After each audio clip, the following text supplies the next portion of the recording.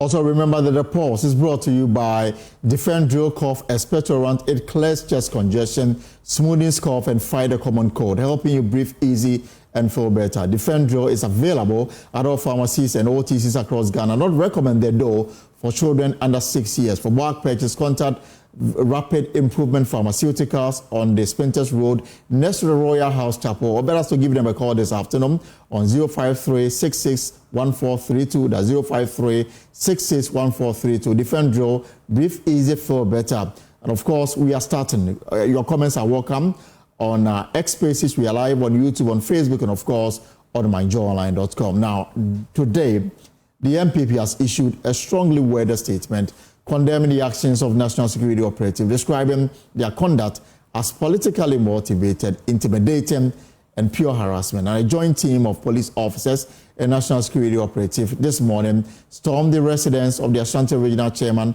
of the NPP, Bernard Ntwibo, also known as Wontumi, to execute a search warrant. The search warrant cited by Joy News authorizes them to conduct a search of Chairman Wontumi's premises. However, the reason behind the search are still unclear.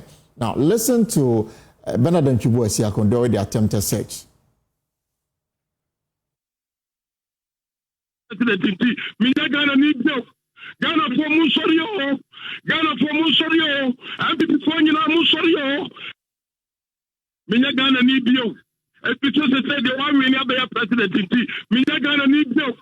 Ghana for Musorio, Ghana for Musorio, and before you know Musorio, and before you know Musorio, I am Munti, and I'm Mahama MC, the vice president.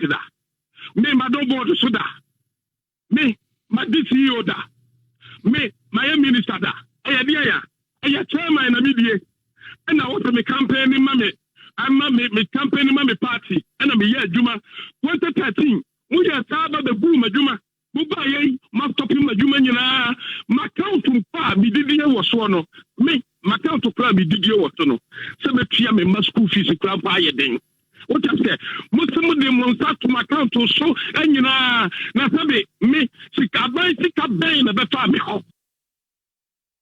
Of course, you heard Bernard Ntwibo, also known as Chairman Wontumi, the Ashanti Regional Chairman of the NPP, saying that he's been harassed because of his relationship with the NPP, and during the Akufo-Addo administration, he did not hold any government position to warrant the kind of harassment he's going through, and is asking members of the NPP to rise up and defend him. Now, my colleague Nana Yaljima spoke to some lawyers at the residence of Chairman Wontumi when the National Security Authority attempted to enforce the search warrant they had gotten from a court. The document is genuine. Then yes, it was a search warrant, and a search warrant to even seize any material that they see which is suspicious. But when I spoke to the National Security Officer Commander, he said they have invited him to come, and due to his refusal, they have decided to come here. So even the officer who came had the impression it was an arrest warrant. The content of what you are reading was a search warrant, and they didn't come here to search; they came to arrest. And so we have negotiated with them. They have agreed that on Monday we should produce him. We will take it after, when we report and they need to come to the house. We'll do it the civil way, so that they search him. And then remember, Wontumi never occupied any public office. He never occupied any public office. So he has a right as an individual to protect his security. But that notwithstanding, we'll send him to the police on Monday. After the discussions, if they have to come to the house to search, we'll allow them to search. Senior, the scene I saw here wasn't palatable at all. The image that this country, Ghana, has created for ourselves as far as democratic tenets is concerned, what actually happened this morning here is a complete apology and a defeat of our image that we seek to portray. And I'll call on the president to put his feet down, because outside people see him to be somebody who believes in the democratic tenets that we are practicing in this country. But if under your tenure some of these things are going on, that taking a more hammer destroying somebody's gate, I think it is unpalatable, and the president, if he's aware, he should take control, and if he is not aware, it is dangerous for the security of this country. How can we go through this system of weaponizing national security to terrorize your political opponent? I'll prefer your first word, raid. Because when you're going to arrest somebody and you go with about 20 cars, AK-47 and others, when the person is not a coup maker, has not intended to overthrow this government, I don't think it was useful. Bringing about 20 cars is something undesirable for this country, and it's a cost to the state. You could have extended common invitation to the person, even if he failed to respond to that one. You have so many ways of arresting that person or taking statement from him. By the way, eyewitnesses today, it's not pleasant. It's not pleasant. But they had a warrant to search the house. So doesn't that grant them the permission to enter the house? And did you see the warrant? I have a picture of a supposed warrant that allows them to search into the house. How many times have you come into contact with warrants? There's a few times. A few times. Yes. And what was on the warrant? It says that it has granted one individual the opportunity to come into the house with police. Chairman Wontumi's residence. What is the house number of this house? I'm unable to confirm on the warrant. So you cannot confirm that warrant was specifically for this house. That warrant was not specifically for this house. But the issue is that, so if it's to search this house, you cannot arrest him anywhere again if it was specifically for this house. The manner and the way the attempt was made, it is not matured. The way. All right, so this happened this morning at the residence of Chairman Wontumi, and those voices, those people we spoke to, they were party members that got to the scene, and then they spoke to my colleague. Now, let me find out how this matter was resolved. Nanaya Ojima is with our sister station Love FM, and he joins. Nanaya, good afternoon and welcome to the program. So how was this matter resolved at the residence of Chairman Wontumi? So, Elfin, two of the people we spoke to in that video that was just played are part of the legal team of the NPP in the Ashanti region. One happens to be lawyer Adam Apia, who is also the secretary of the NPP in the region, and also lawyer William Kusi, who happens to be a part of the NPP's legal team. And the two of them were among the people that were sent to the scene by the party. So these two people were the negotiators. So run us through. I mean, in the morning we heard a drone on the ground, and a week later spoke to their. I don't know if I'm able to hear what I'm saying. We lost you briefly. So I was asking, when the security officials got to the premises, we were told that Chairman Wontumi was in the house. And then the issue regarding the drone, if you can fill us in on what really transpired before that negotiation went on for them to leave the premises.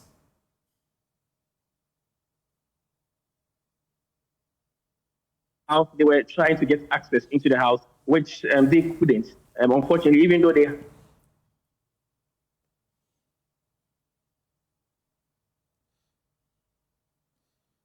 Daniel Ojima connection is beginning to act up. We'll try and reconnect to him so that we can understand what really transpired this morning, how this matter was resolved eventually. What we are being told is that the NPP leadership, they decided that they will hand over Bernard and Chibuasiako to the police on Monday so that this matter can be addressed properly.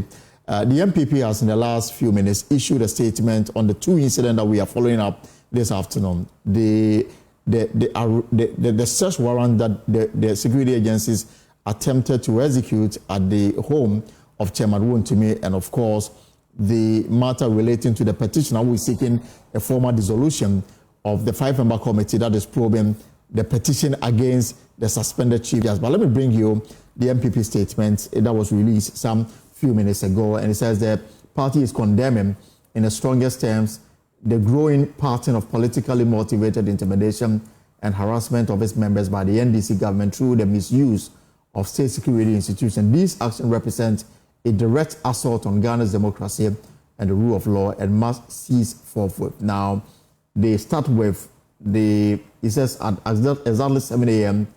today, May 23, Mr. Alfred Abebi Kumi, a member of the NPP, also known as Adenta Kumi, was forcibly arrested at his residence by heavily armed men believed to be operatives of National Intelligence Bureau. 6 of the officers were masked and wielded AK-47 rifle in a brazen display of intimidation.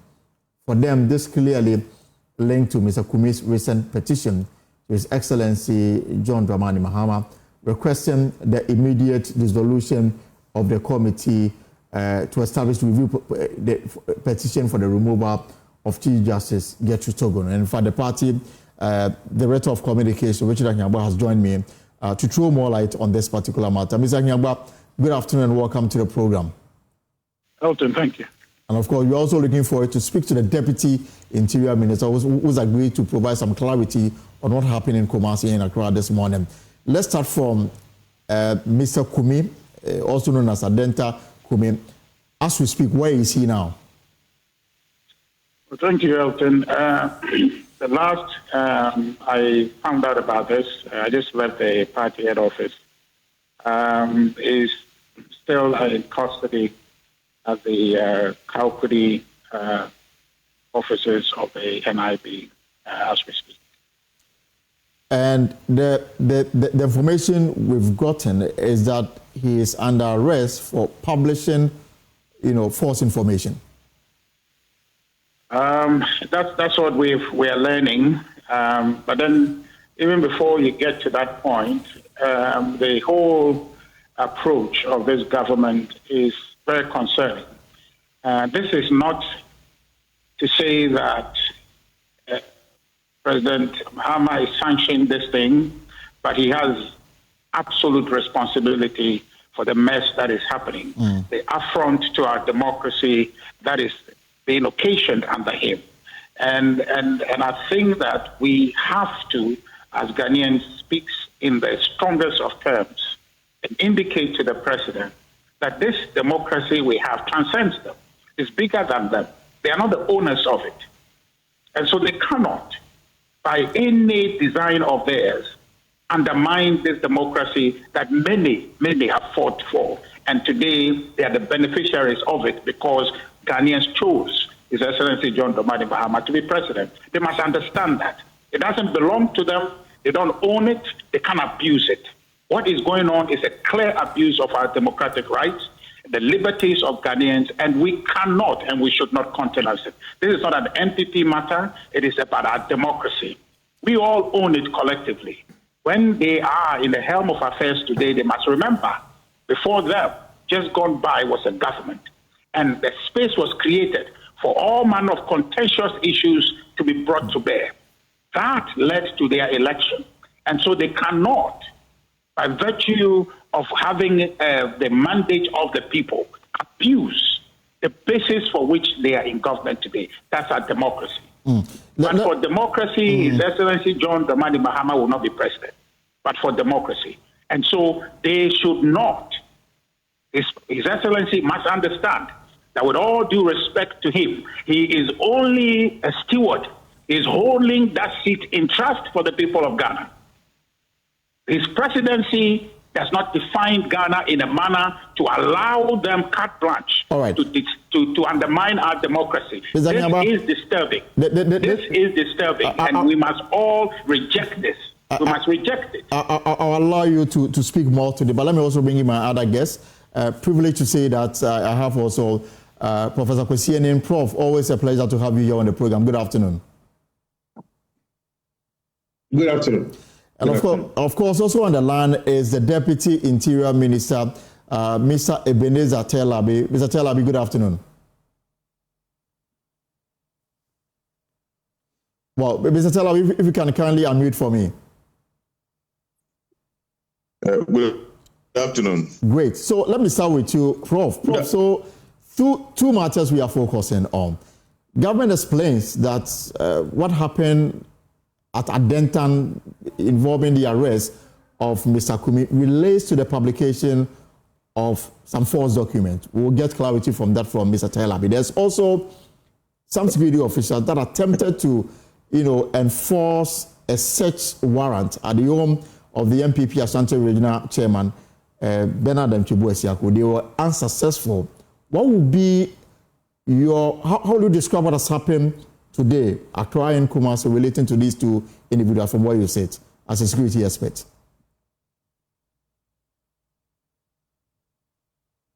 Yes. All right. So, well, I'm only an analyst, but to the lawyer. Yes, Prof, please go on for me.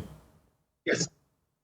Now, if I listen carefully to what the lawyer said, so far as those were legal documents authorizing the NIB either to search or to arrest, then it is not in our power to resist. But I think the lawyer also made a good point that due to the tensions, today is Friday, they will accompany him to the appropriate offices on Monday. Let me make this very clear. No single individual in this country is above the law when there's a legal document requesting your presence at a particular place or a statutory institution having been authorized to come and search your premises for evidence. Nobody is above the law. It is the manner in which those orders are executed that sometimes brings about some misunderstandings. But otherwise, these are fairly routine matters, and the unnecessary political twist being given to it is most unfortunate.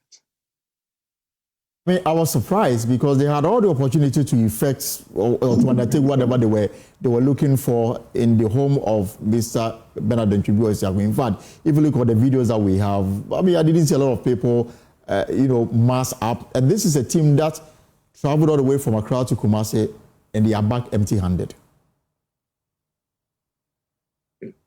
Well, sometimes the speed with which things are unnecessarily politicized creates the impression that national security related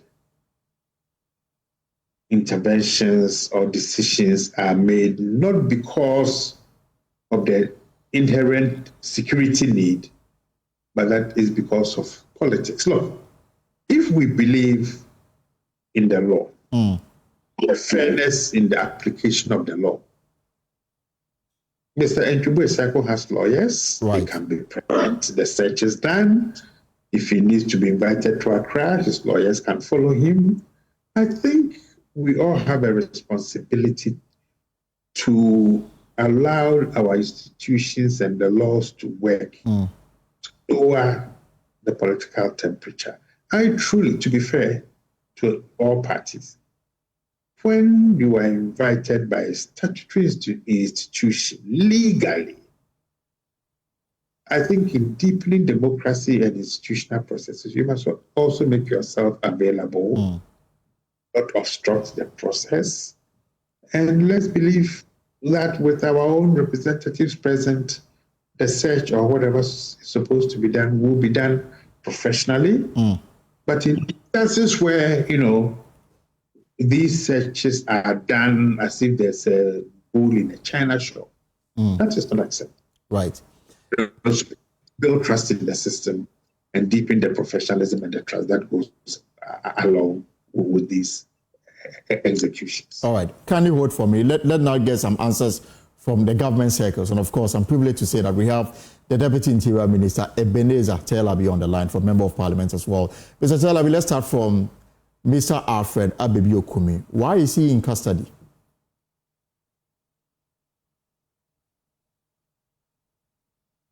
All right. We'll see if we can reconnect with him. I think his line just went off. And Mr. Nyaba, you've heard, we are here to hear from government circles. We'll try and reconnect with Mr. Tailabe. But you appear to have political lenses, look into every matter that happens with some of your people. State security is simply doing their job. Why must we view every step they take with political lenses? Elton, I recall very clearly the voice of the other guest who just spoke, but I just can't remember. Professor Enin. If I had it. Professor Enin. Sorry? Yes. So that's Professor Kwesi Enin. Very well, I thought so. Okay. So I think I agree with Prof on many levels, to the extent that, look, nobody is above the law. Okay, so if you can kindly, Richard, if you can kindly give me just a second, let's understand what went on this morning so that perhaps I can allow you to react. Honorable Ebenezer Tailabe, good afternoon, welcome to the program.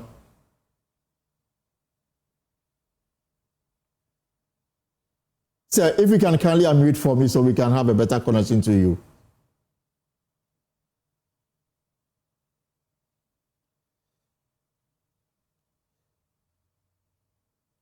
We'll get Mr. Tailabe's attention and then hear him clearly. So, Richard, let me allow you to make your point whilst we try to get his attention. Yeah, so what I'm saying is I agree with Prof that nobody is above the law. So that if I am invited to meet with the police over matters that are of interest and the suspicion that something has been done untoward, the manner in which, you do it, allows for one to understand that this is just enforcement of the law or a political witch hunt. And that's what the government must be sensitive to. So NPC, we cannot assume that they are ignorant, that they don't know. They know. And they've been in government before. These are very seasoned people handling our security. So they know what to do right to take away the political twist that is brought to it. But they haven't done it. And they don't want to do it because they know it's a political thing they are doing. You understand? What the NDC is doing is not enforcing the law. They want to show people where the power lies. And that is where the danger is to our democracy. To say that today, the NDC is in government. They're not going to be in government forever. They know that for sure. And I can tell them that if they don't know, they're not going to be in power forever. And so if they are doing these things, they are equally hawks in the NPP who would say that yesterday, this is what was done to our people. Let's do same to them. I would not advocate for that. That's why I'm passionately calling on the president to say that stop these things. What is the point? If people have done anything wrong, let's deal with them according to law. But these other things that appears, of course, that they are trying to victimize people, it's not acceptable. Okay, Richard, just a second. Democracy. I think we have the Deputy Minister now. Mr. Tailabe, good afternoon and welcome to the program. Yeah, good afternoon. And of course, Mr. Tailabe is a Deputy Interior Minister. Mr. Tailabe, let's start from Mr. Alfred Abebio Kumi, the man who was picked from his home at Adenta this morning. Why is he in custody? If you can tell us why he was picked. Thank you very much. It is true that the security agencies are under the Ministry of Interior, but they do not take daily instructions from us. They work with their intel and they are doing their work. My advice is that those who are calling party foot soldiers to amass at the various places where the security services are legally doing their duty should stay away. Just let's allow the security services to do their work. If you think that there's something wrong, I'm surprised. It wasn't too long when Ahiagba and Co were telling us to go to court. They should go to court if they think that the security services are not doing and they are not performing, their duties properly. So I don't think that this is something that we should be, belabor. They should go to court if they think that what is going on is wrong. But that will not stop the security services from doing their duty, because there's nobody is above the law. Nobody is above the law. They should stop politicizing it and rather accuse the government of the day who called people to amass. Is it the first time that NIB is undertaking such an activity? No. Then why are they asking their people to amass? To do what? To prevent the security services from doing their work? No, that is wrong. But so my advice is very simple. Mm-hmm. Stay away from the scenes. Allow the security to do their job. If you think that what they are doing is wrong, go to court. Mr. Telabi, Mr. Telabi, as a supervising ministry, can you tell us why Mr. Kumi is still in custody? Yeah.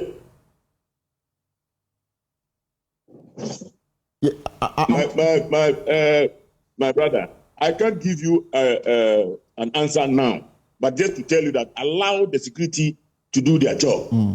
If Mr. Kumi is going to be released, I'm sure whatever they went, after him for, when they get it, he'll be released. And there are claims that in the process of arresting him at his home, an elderly woman was assaulted. Has this come to your notice? Have you seen that? Has it come to your notice? I have not heard anything. And this will, because you see that the whole thing is being politicized by the NPP. So they will do everything. They will go at all lengths, to create a scene. And I will not be surprised. I mean, that's what you are talking about. Is it coming from the security? Have you cross-checked?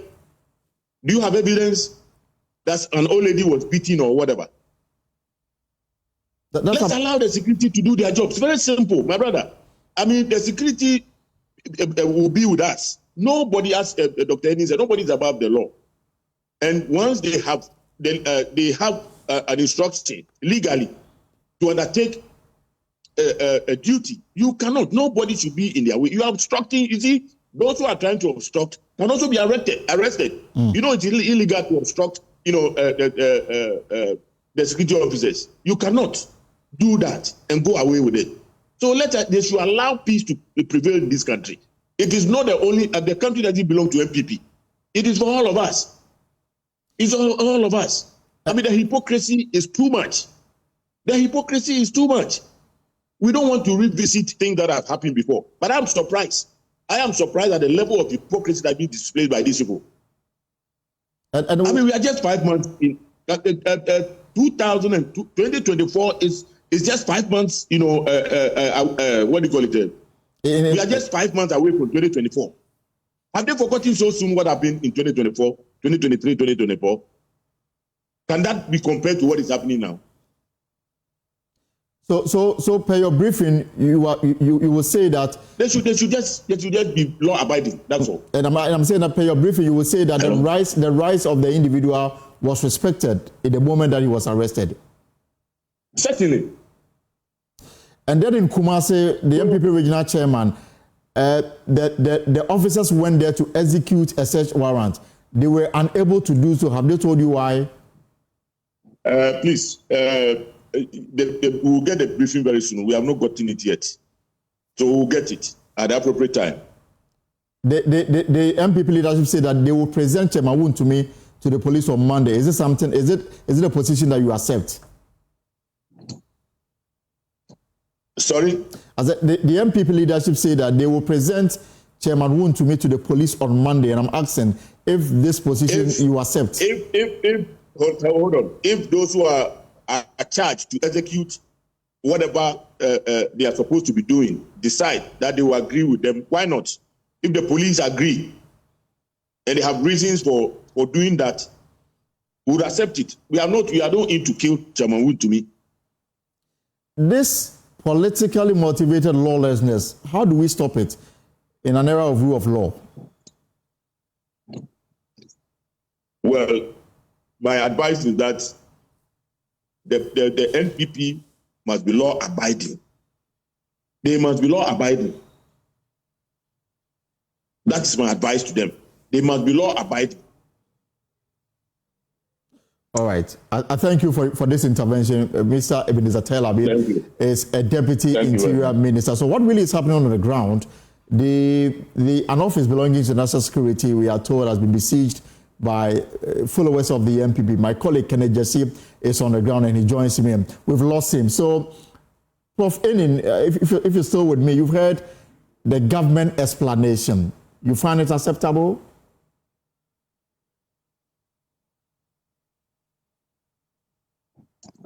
Yes, I find it very acceptable. Look, when it comes to security, the state has a primary responsibility to ensure that its citizenry are safe. That's number one. Number two, it's not everything that goes on in the assessment of how a particular security operation should be undertaken that can be shared or must be shared with the public. Number three, when you feel or you are afraid, but in expressing your fear, you also incite people either to resist, to attack, or to undermine the state. That is not tolerable. Because if you replay the clip from Chairman Wontumi and the type of words he used in appealing to the NPP people of Ghana, that was insightful language. Right. Okay. We need to be able to understand how the law works. I mean, I have been a victim in the last 8 years, consistent over time. Okay, but that is how people tend. So we need to understand what the law is when it comes, or what the security law is, what the rights are, what we can expect of the operatives, how the operatives must behave. But obstructionist behavior is unacceptable. Particularly when they have a legal document that says they should come and undertake an operation. We may discuss how that operation is undertaken and whether properties are destroyed or they are rough in terms of undertaking searches and all that. That can be discussed. But standard operating procedures around that. You see, but we must learn to trust and believe in our institutions when they are undertaking a service. But the mistrust comes up because people know what they themselves have used these institutions for previously, or what they can be used for. And they realize, all these misunderstandings around what national security and the National Intelligence Bureau does. My final bit, so that I can let you go, is this is the third time this is playing out. I mean, the first was the attempted arrest of the Member of Parliament, Reverend Intim. As of now, we don't know where this matter has gone into, because after the state security failed to effect the arrest, the matter appears to have gone to bed. And now there is Chairman Wontumi, and then there is Mr. Alfred, who unfortunately is now in the cooler, at least for now. Politicians appear to send a message that they are immune from some of these things. And I wonder how we can live in a country where the law is for certain category of individuals, and for certain category of people, when they are attacked, all hell must break loose. Well, I mean, if we look at the history of how national intelligence, services have worked over time, politicians are picked up, they go to the cooler, radical civilians, student leaders, and all that. Particularly in the democracy, okay, both the NPP and the NDC are all sitting on the Parliamentary Committee on Defense and Interior. Right. And these are matters that are under the purview of the Interior, of the Parliamentary Committee on Defense and Interior. Right. So to the committee level, it can be raised, because, as you correctly said, Intim has also had a face-off with the intelligence community. So Parliament can begin to say, look, how do we want these operations undertaken? can we look at the standard operating procedures about what time you need to go in, how the engagement must be done, and all that. So I think Parliament's silence is also unacceptable. Because the essence of these intelligence operations is to send a signal to the population that we are working, we are ready to protect you. But of course, in these operations, there can also be excesses. So if Parliament thinks, or an individual thinks that my rights have been infringed, you can go to your parliamentarian, you can go to court. I think the deputy minister was making allusions, to go to court, that he himself has experienced much earlier on when they may have told him to go to court. So there are legal processes for assuaging the uncertainty that comes from these operations. Right. So let's use that. But let me make it clear. Obstructionist behavior, the sense that I am above the law, cannot be accepted, and it is unacceptable. The state is always above the individual interest, and the state's attempt to protect all of us must always reign supreme. We can discuss the finer details of how those operations are undertaken, and there are procedures for doing that. So insightful obstructionist behavior is an absolute no-no.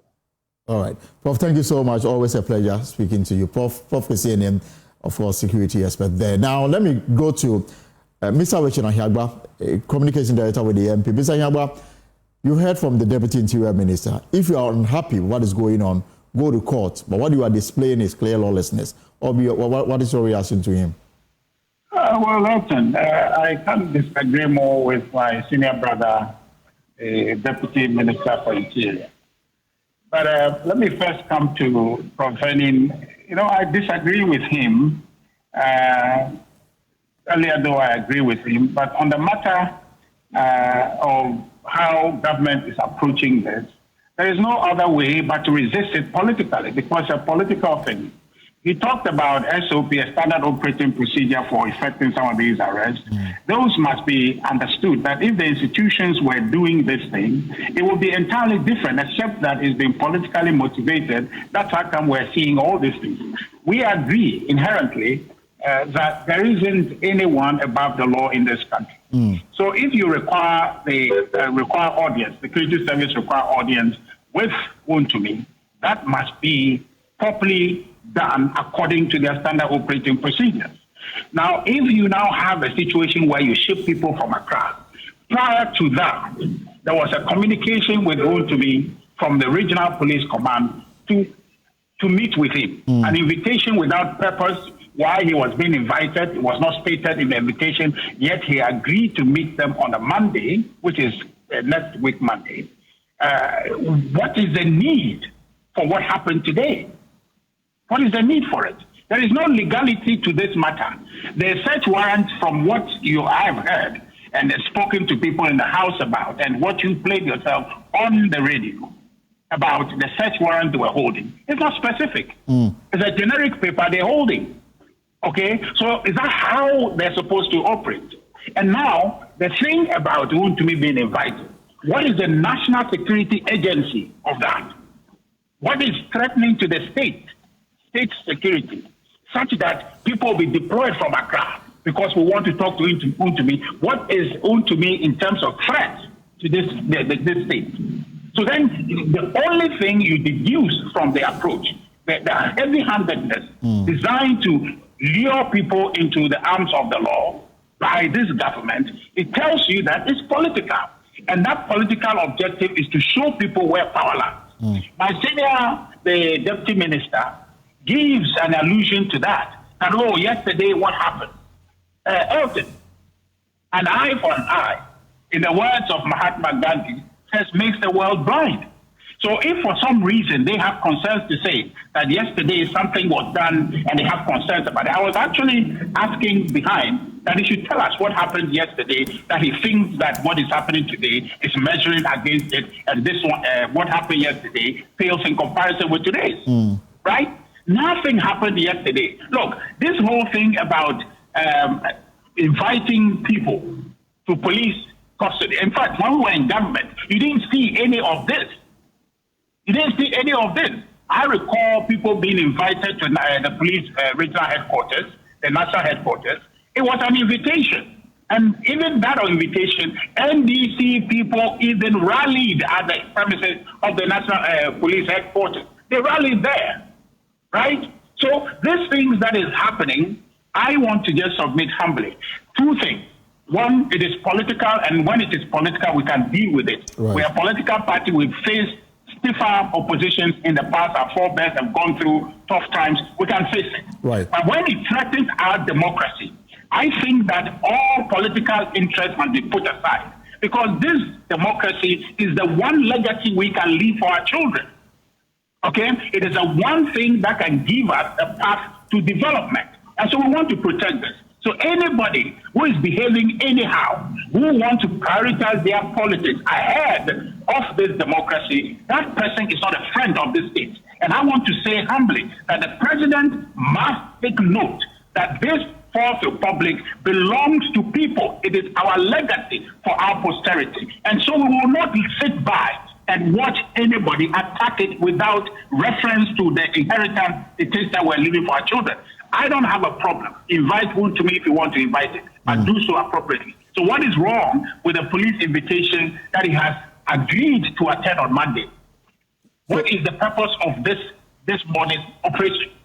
It's a political because to show Wontumi where the power lies. But the new patriotic party will not fall for it. The NDC must know that before they came to office, we were in government. And so if it occurs to them that they're in government today and that's the end of it, they must be woken up from their slumber that indeed today they are in government, tomorrow they will not be. And my prayer is that there will not be bad people in the new patriotic party who would want to learn bad lessons from what is happening and will want to pay people back, because that is a threat to our democracy that we must not countenance. Mr. Nyabra, if you can just allow me, according to the officers that went to Mr. Wontumi's home, Mr. Wontumi was expected to appear before them on the 21st of May, that's 2 days ago. He failed to do so, and that may have pushed them to go there to effect the search warrant. And this appears to have been collaborated by some NPP's lawyers who were on the scene this morning. That, I mean, the claim is that he was invited, he didn't show up, and that's the reason why they came. And now the agreement is that he will avail himself on Monday. But Mr. Kumi, some of your supporters are already at the national security premises demanding that he is released. The challenge here is that if you think his right has been violated, why don't you go to court instead of this show of force? But the NDC who is saying that yesterday, what did they do? Political party people would act when they see that their party is under attack. That's why nobody can control it. And I gave you an instance where even Atedun Ketia led his party in the premises of the police headquarters to demand that people are released. They've done that. Now, is that to be encouraged? I don't know. We don't necessarily have to get here. I'm saying that if this government just operated the way they ought to operate, allow the security people to do their work. Now, if Wontumi was invited and he didn't attend, I don't have that information. My information from them was that he was supposed to appear on Monday and is prepared to appear there on Monday. You see, so that must be done. But you see, Wontumi, I'm just saying proportionality is what I'm saying. What threat is Wontumi to this state? Right. What is the agency? If you want to arrest Wontumi, there's a manner to do it that is respectful, that is reassuring that you are not engaged in any political witch hunt. So if the deputy minister wants the temperature to calm down, they must behave in a manner that brings the temperature down. But right now, as a political party, we are agitated. We are unhappy about what is happening, and we are not going to sit for our people to be abused in a manner they are sitting to do. We know, they must know that we also have the intelligence people amongst us. So we know what they are about, what they are trying to do to try to cut us to size, to silence us in a political space. That is not going to work. All right, let's leave it here. Silence our political party is not going to work. So if they want to de-escalate the tension, then they must act like it. All right. But what they are doing now is not going to de-escalate, and I fear that it will threatens our democracy in a manner that will leave a dent for a long time, and we don't have to encourage it. People learn from these bad examples and will also want to do that to other people tomorrow, because power will shift. All right. Power will shift, and that's my concern. We will leave it here for now. Richard Anyagba is Communications Director with the NPP, and let's also hear from lawyer for Alfred Abebio, also known as Adenta Kumi, Clement Opoku, who says his client has been formally charged with the publication of false documents. Yes, he's been charged. He's been charged a few minutes ago. So they cautioned him and then they charged him. As far as the process is concerned, we are almost through. Once there's an interrogation and we are cautioned the press charges are made, then we are almost through. Technically, I'm sure the next should either be in court or what do they say his offences are? False publication. False publication in relation to an interview he said on traditional media, and then something he posted on his X account, and then a petition he wrote to the president. The petition to the president is false? Is that what they're saying? False publication in respect of this information.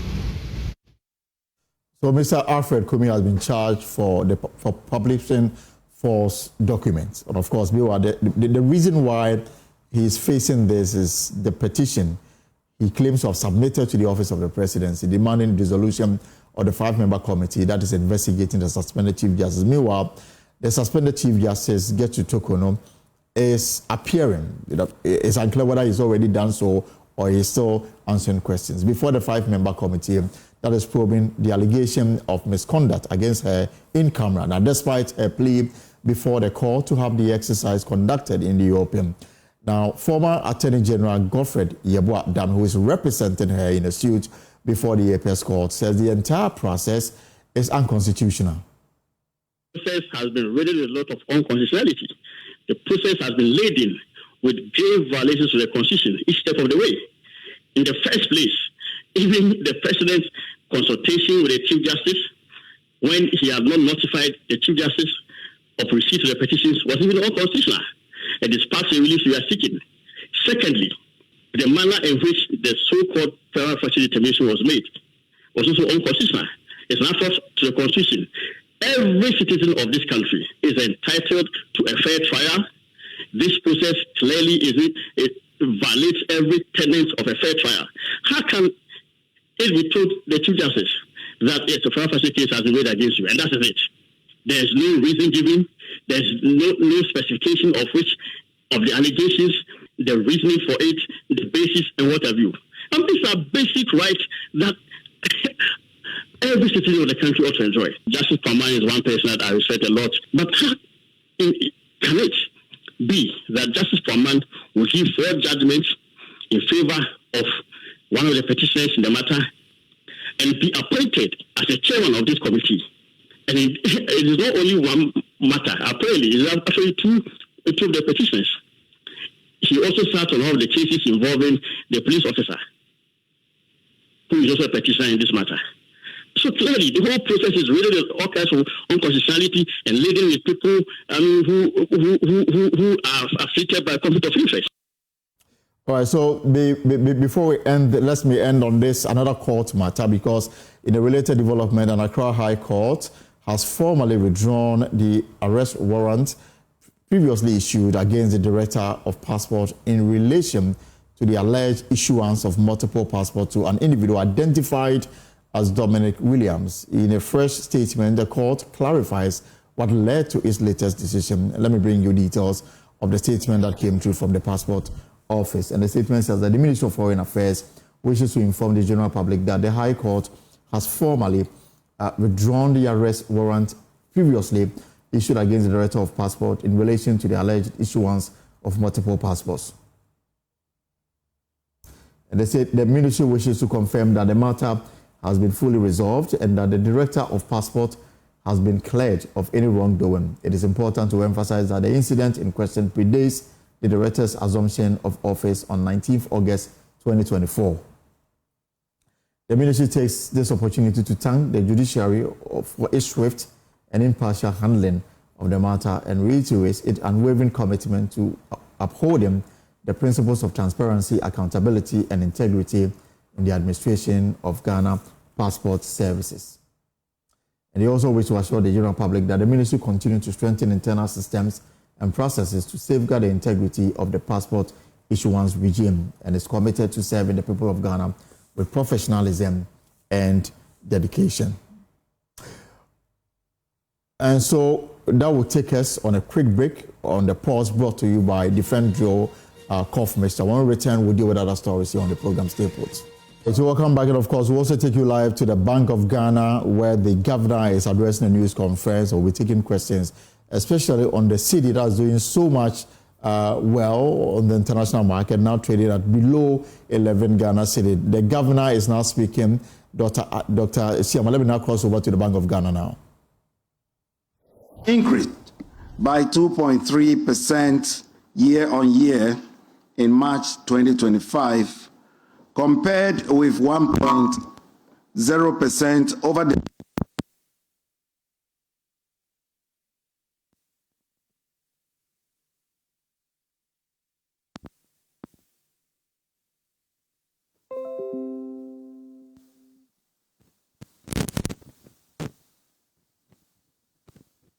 The 50 benchmark as output and new orders increased, signaling improved growth prospects.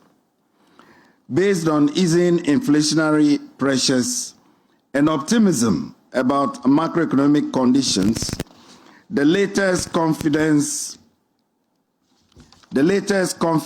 surveys showed significant improvement in consumer and business indices, the highest in the last 7 years. Headline inflation has declined consecutively in the first 4 months of the year by 2.6 percentage points to 21.2% in April 2025, and this was driven by both food and non-food inflation.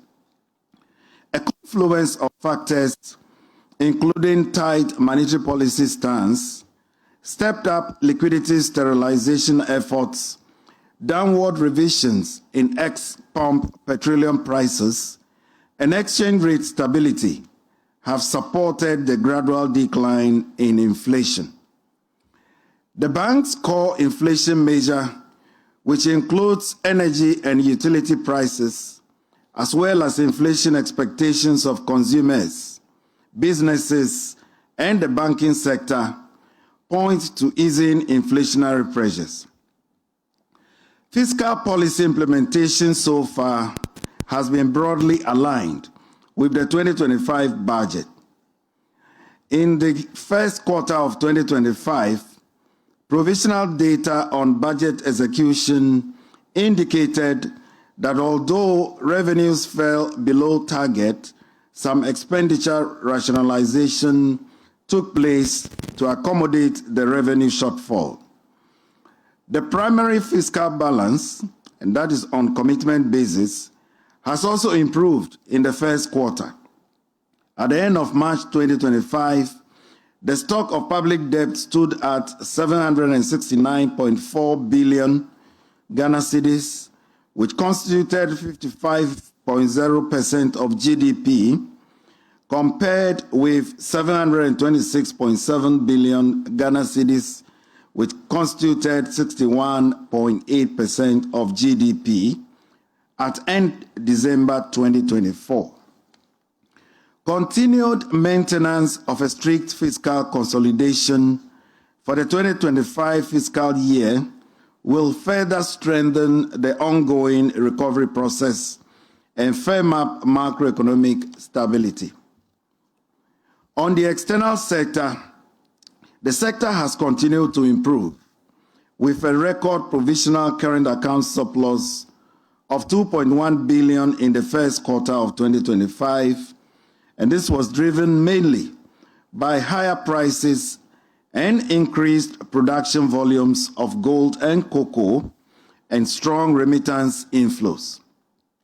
The current account surplus, together with net outflows in the capital and financial account, resulted in an overall balance of payment surplus of $1.1 billion.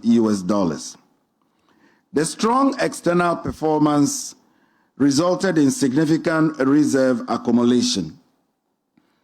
Gross international reserves amounted to $10.7 billion in April 2025, and this was equivalent to 4.7 months of imports of goods and services.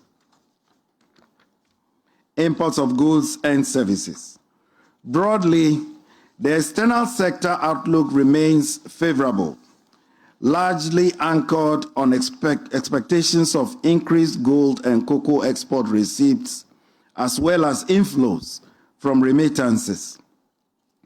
On the local currency, the cedi has rebounded strongly against the major trading currencies, and this was driven by a combination of factors, and this includes tight monetary policy stance, ongoing fiscal consolidation, record reserve accumulation, strict enforcement of foreign exchange market rules, and improved market sentiments.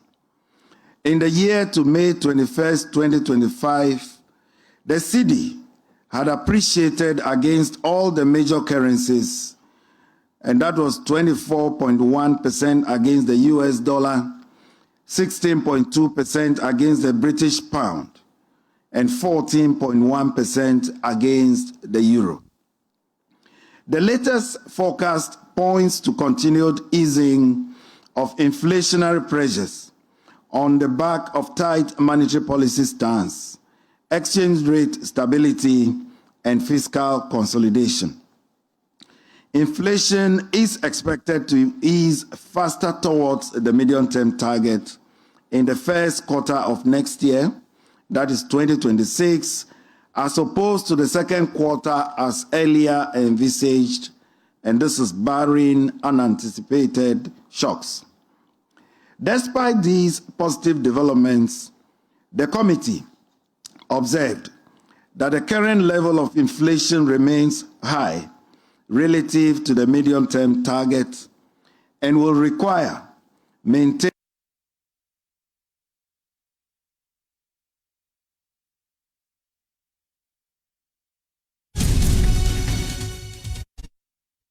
decision maintained the policy rate at 28.0%.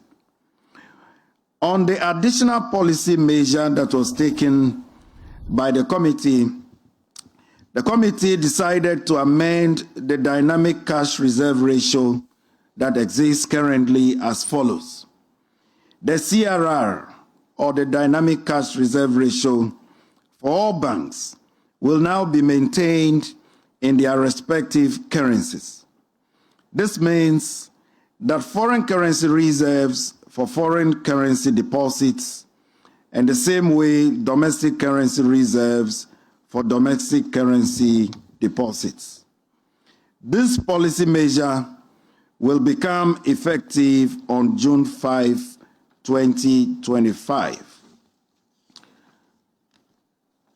For an informational note, the next Monetary Policy Committee meeting is scheduled to start on Wednesday, July 21st, 2025, and will conclude on Friday, July 25, 2025, with the announcement of the policy decision, the next by the Monetary Policy Committee. I thank you very much.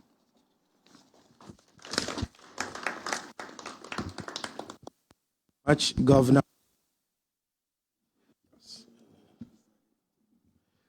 Thank you, Governor Dr. Siama. As we always do, we go around and take questions from you. But before that, let me say that the submissions of members of the MPC will be published on Tuesday, May 27th. I would also want to inform you that we have all the MPC members here at this meeting. And I will just introduce our two external members, Professor Joshua Abo and Professor. We also have with us in this meeting the advisors of Bank of Ghana.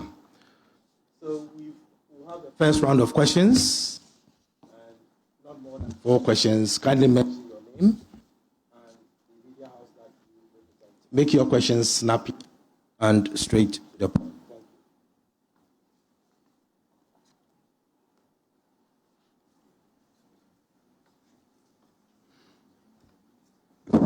Thank you very much, Governor. My name is Lord Nati. I write for 3news.com. Governor, my question has to do with the appreciation of the cedi. Now, we've all seen the numbers, and we can attest to the fact that the cedi is gaining stability. But now the issue is that consumers are expecting to see the stability reflect on the market and in terms of prices. And we do know that as the Bank of Ghana, one of your core functions is to ensure price stability, to formulate policies to ensure price stability. So now the key question is that when are we going to see the drop or the appreciation of the cedi reflect on the market in terms of prices? Thank you. Thank you, Lord. Yes, Tuma.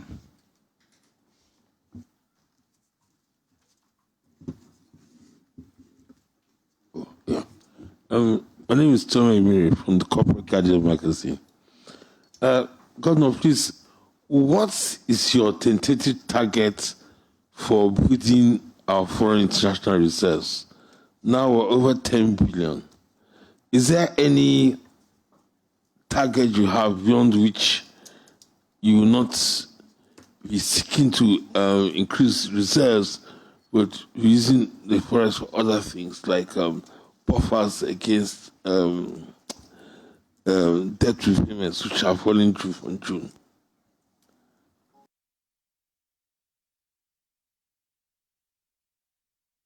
Justice. Thank you very much. The name is Justice Lee Adoboy. I report for the Shinwa News Agency. Now, so my question is in line with similar to what Toma asked. So for where we are now, we know that in about some 18 months, we would have to begin to service some of our debt. So what are we doing such that, measures are we putting in place such that our reserves at the time we start this will not be too much so that we can still maintain our stability when it comes to our reserves? Thank you.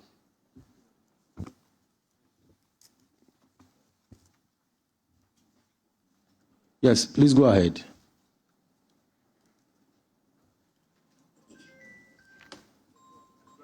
Good afternoon. Good afternoon. My name is Naja Gliago with GBC Radio. Mine is a follow-up to what Lord Nati of 3 News asked. Aside from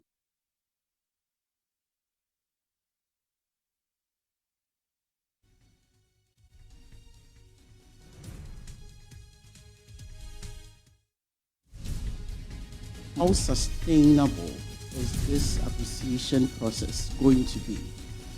Providing the measures you've taken so far, are there other measures that you have in your books that you haven't introduced yet, that you'll be bringing it out? Should we see some changes going forward? Thank you. Thank you very much, Na. And on that note, I defer to Mr. Governor. Thank you. So this one first. Appreciation of the cedi. When can this reflect in prices? Usually, price behavior it tends to be sluggish. And you can understand that some people stock their goods at a higher exchange rate. And so naturally, even with the appreciation, it takes a while, for you to see that adjustment. However, rest assured, you will see the adjustment certainly. So long as there's competition, so long as it's not a monopoly, we will see that kind of phenomenon very soon. Second one, what is the tentative target from our NIR? So if talking about a target, it's rather a floor. Usually the 3 months of imports cover, that is by way of target that we monitor. It's desirable that you have a minimum 3 months of imports cover at all times. Currently, we are way above that. Is it excessive? Not at the moment. What we have now is just adequate. It's more than adequate. It's just, at levels that we are comfortable with. It ensures our external resilience. It ensures that even if in the future we have any shocks confronting the country, we are able to act. We will have the necessary tools to protect the economy. And so we don't have an upper target per se. What we have is a lower, a sort of floor below which it won't be desirable to have your international reserves fall. Then the next one by Mr. Adobwe, you are worried about whether we have enough to pay our debts. So you must remember that we are already paying those debts. It's not going to start only in the next 18 months. We are already paying our debts. And what we do is that we have a cash flow. We have a sense of accrue going into the medium term. We have these programmed, and it is something we monitor. And so have no fears at all. We have it all figured up. It's not only the debt repayments that will come up. We have dividend payments. We have, all sorts of international payments that have to be executed. And we have all of them programmed. And we think that the level of international reserves we have now is pretty adequate. Then there was the fourth one on whether we can sustain the cedi appreciation. So the cedi appreciation has to be put into proper context. Much as you want to have cedi stability in nominal terms, the important thing here is to ensure that in real terms, the cedi is not appreciating persistently in real terms. And so the committee, and that is the MPC, they went into a lot of deliberation looking at the real movement of the exchange rate. And we think that where we are now, we don't have that problem of real appreciation that will impact adversely on our competitiveness. And so for now, we think that the trend is in line. We are observing it continuously though. But the appreciation is largely driven by the market. It's not something that the central bank is using its reserves. If you look at the data pack that we have put out, it was put out yesterday on our website. You can see that our reserve program is growing, is going up. So we are not using our reserves to intervene in the market, and therefore the appreciation you are seeing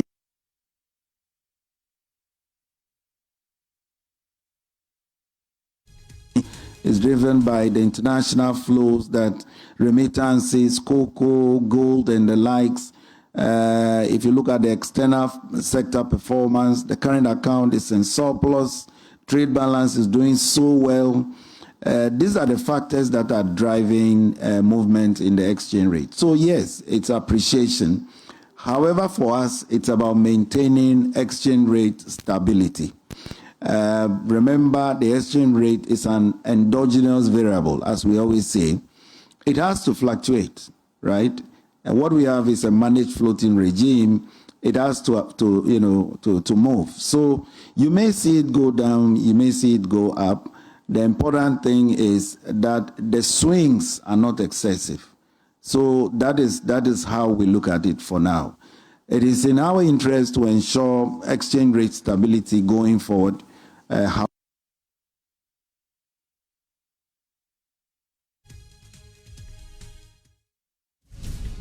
In real terms, that will be persistent, which could be injurious for our competitiveness at all. So I think these are the 4 questions I've picked up so far. Right. Thank you very much, Chairman Governor. Before we take the next round of questions, I would like to introduce to you formally Mrs. Matilda Asante-Siedu and our second Deputy Governor. This is her first MPC press briefing, and at the March press park, you saw that space was blank. And we filled it, and no one asked questions. I thought that was going to be the first question. So, Mrs. Matilda Asante-Siedu, this is the media that you'll be working with, and most welcome to the May MPC meeting, and also as the second Deputy Governor of the Bank of Ghana. Thank you. So we go round for the next round of questions, as usual, straight with brevity, 4 questions, and we move on. Thank you. Hi. Okay. Hi. Good evening, Governor. Welcome, Second Deputy Governor of the Bank of Ghana, Mrs. Matilda Asante-Siedu. Good to see you. Mr. Governor, you mentioned that you don't really have a target for... Sorry, kindly mention your name. Oh, sorry. My name is Nano Yankra. I report for Asase Radio. You mentioned that you don't really have a target for the city, but the first half of the year will be ending very soon. And so I want to believe that as a bank, you at least look at a figure. The movement of the city has now turned most Ghanaians into economists, and some are predicting that we are going to go below 10 cedis by the end of June. So I want to ask you, is there a figure you are looking at by end of June this year? Okay, we'll take a few more. My name is Norman Akwahifort. I write for Northern Report. Mr. Governor, given the current tight monetary stance, how is the bank assessing the trade-off between price stability and the private sector credit growth, especially when the real sector remains, or the real sector, I would say, recovery remains fragile and access to credit is constrained?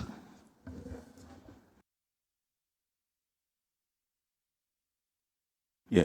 My name is George Yaffe from Joy FM. Doc, I just want to find out, I don't know which of the data the committee looked at when it came to the bid about bid, but some have argued that looking at the way things are going, utility tariffs maybe could go down, transport fares are going to go down by 15%. There are some who have argued that looking at the way things are going, it is likely that we may hit a single-digit target even before the close of this year. What is the committee saying about this as well? And also, I wanted to find out from you, if you go through the data pack, you realize that the debt stock had really jumped.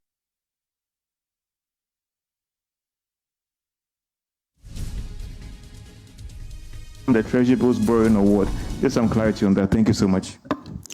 Hi, Governor. My name is Nila Telate, CTFM Channel 1 TV. I'm quite interested in knowing what the bank's plans are when it comes to charges from mobile money, account to bank account and vice versa. One would have expected that when the e-levy was removed, some of these things will be catered for. I'm asking because you realize that between March and April, when the e-levy was removed, total deposits at banks have actually reduced from 294 billion to some 289 billion. In the bank's own assessment, what is accounting for this, and what is the bank's plan when it comes to charges between mobile money wallets, bank accounts, and vice versa? Thank you.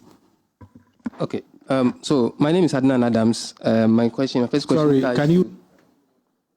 It ties to the e-levy, the transactions, the bank transactions charges. So it just ties through. So I just want to. Okay. All right. Economic Times. Okay. All right. The Ghana Association of Bankers, let me say, is predicting that e-levy may be reintroduced. Looking at the volume of digital money transfers that's currently ongoing globally. So from policy perspective, and then as a regulator also of these banks, commercial banks, would you also kind of maybe give us some insight into as to whether if we should expect reintroduction of e-levy? Then secondly, just to also on the good for reserves issue, and then the good for oil. Just wanted to know how the good for oil really impacted the current.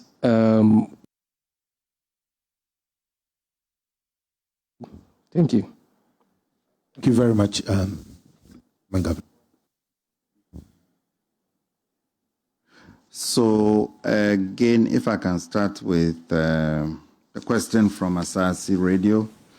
Is there any figure for the CD, right, by end June, whether we have a target? No, we don't have a target. And I just explained it. I explained it that the CD is an endogenous variable, right? And as much as we don't want it to be, depreciating excessively, we don't keep a target to which we expect it to get to. We are aware of speculations, figures, but you see that you haven't heard any such target that is communicated by the central bank. No.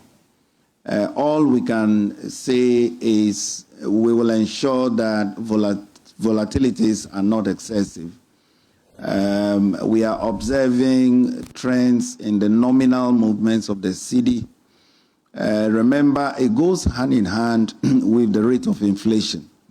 And so I made mention of the word real exchange rate or real effective exchange rate. That is what is important in this whole game.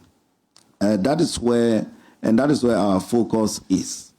The committee, looked into the movements in the real effective exchange rate, and as of now, where we are now, we don't think that there is a persistent real appreciation that will be causing us problems in terms of competitiveness.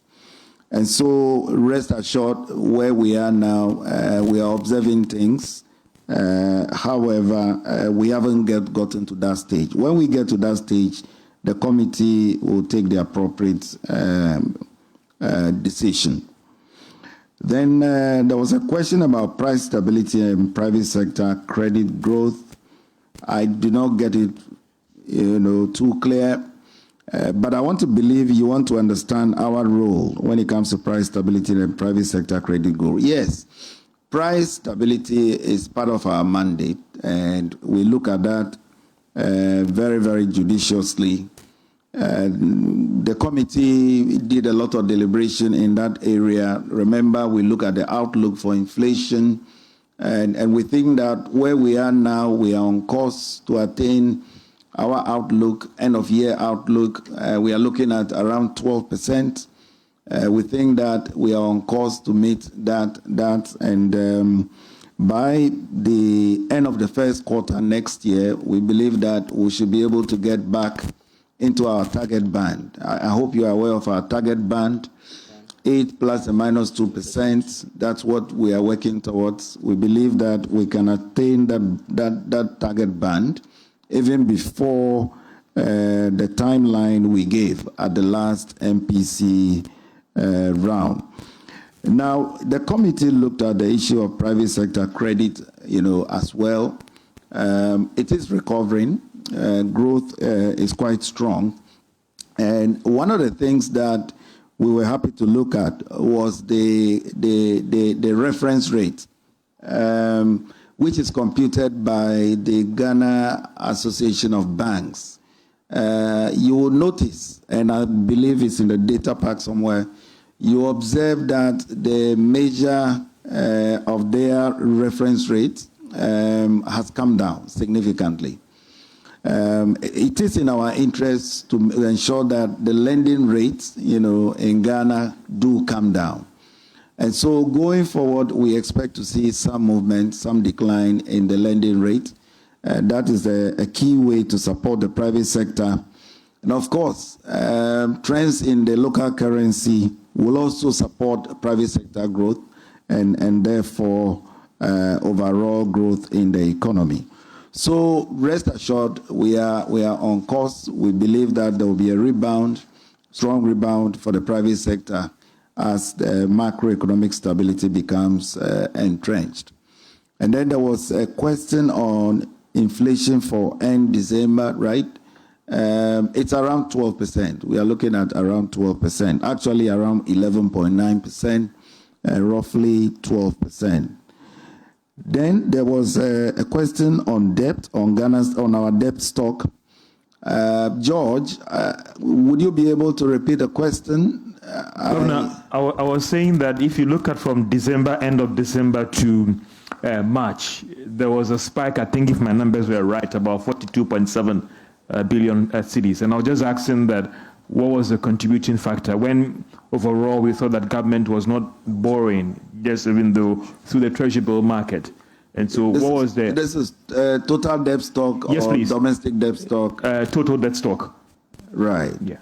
Okay. So that you are quoting the figure from the end December pack to end March, please. Right. We could refer to the data pack to see what you are referring to. But these are figures from the fiscal authorities. These are figures computed by the Ministry of Finance. However, we could have a one-on-one on that conversation.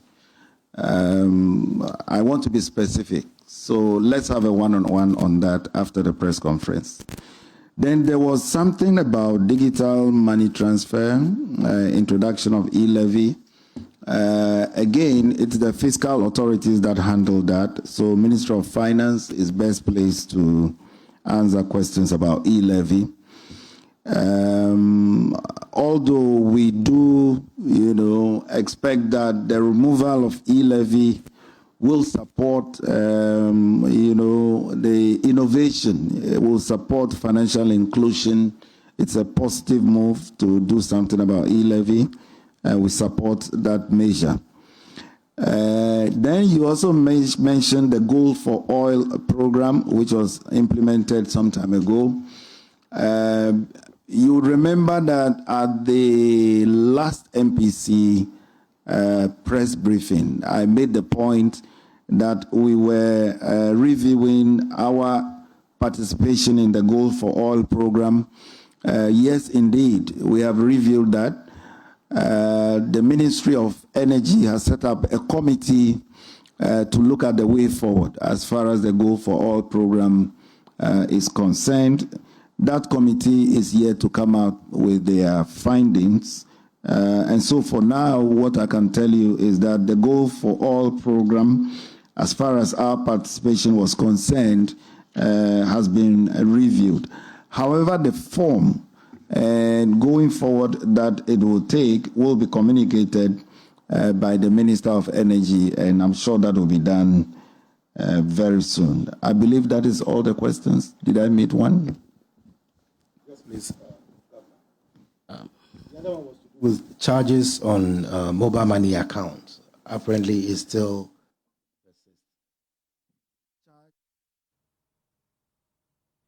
Right, so that's the governor of the central bank, Dr. Siama, on the Monetary Policy Committee news briefing. And some of the key highlights. International reserve now stands at 7 months of import cover. the cedi as of now has appreciated 21% against the US dollar, 16% against the British pound sterling, and 14% against the euro. And he's optimistic that the gains will continue at least from now to the end of the year, and hoping that by the end of the year or in the first quarter of next year, we'll have a single-digit inflation.